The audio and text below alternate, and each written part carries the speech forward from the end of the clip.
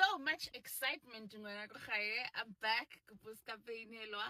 Yesterday, Ramasipile called his witness from Nongoma, which is BT Kumalo.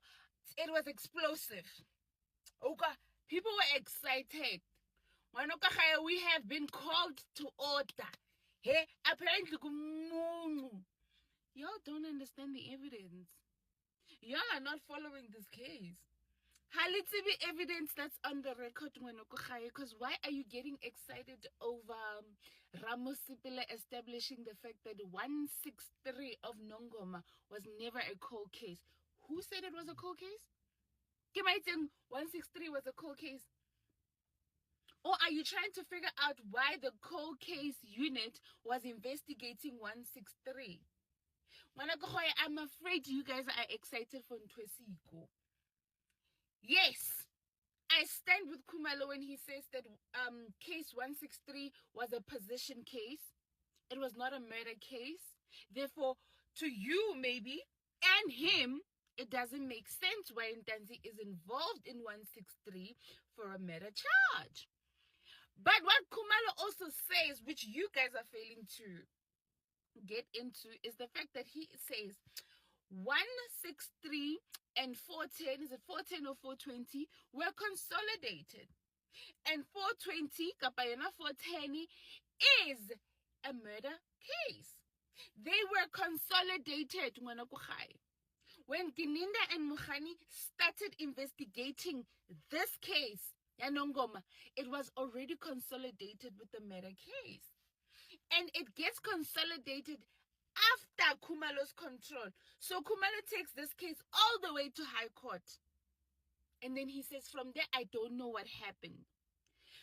Kumalo would not know the investigations that happened in Johannesburg, which led to Ntanzi being a suspect in that case. Ramasipile and his friends are referring Kumalo to the original docket, intentionally so, because they want to mislead the court and then come back and insult the court and say the court is choosing to protect evidence.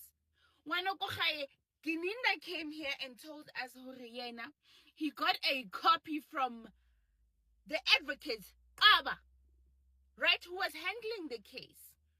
They investigated this case on a copy of the original. Kumalo is still sitting with the original copy. He will not have any evidence or any investigation that was done by the IO team in Johannesburg from the cold case team. Parallel cases. Maponesa ha sa o batla hantle. Atla di batla kaofela di cases tsa hao a di thole. A etse make sure you are not going anywhere. Ntanzi confesses, because now it's quite clear that Ntanzi has confessed. With the evidence that Ntanzi has led, we can all stand with our chest and say Ntanzi confessed, because there was no torture here. He has brought witnesses that have confirmed that Ntanzi was not tortured. So there was no torture here. Therefore, we can all conclude that Ntanzi confesses. In June, when he gets arrested, right, a couple of days after getting arrested, he confesses to the murder of Senzo. Do you think cops were going to let him go? No. Could they charge him on the Senzo case at the time? No. Because if they charge Ntanzi, his friends will get to know that Ntanzi is now charged with the Senzo case. Therefore, we are following. So let's eliminate Ntanzi before they come to us. Are you guys excited? You guys are excited over this evidence? This evidence is the one you're excited about?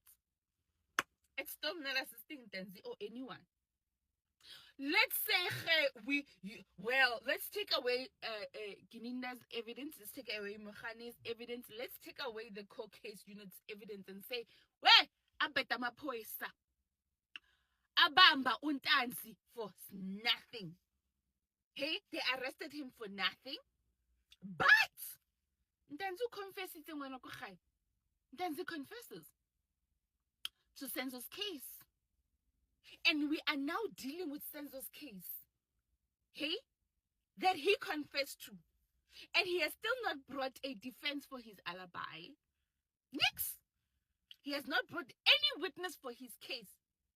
Rather than attacking the investigation team, which there's nothing you can yield from that, Ntanzi, because you are arrested and you have confessed. And your confession is corroborated by objective evidence. Let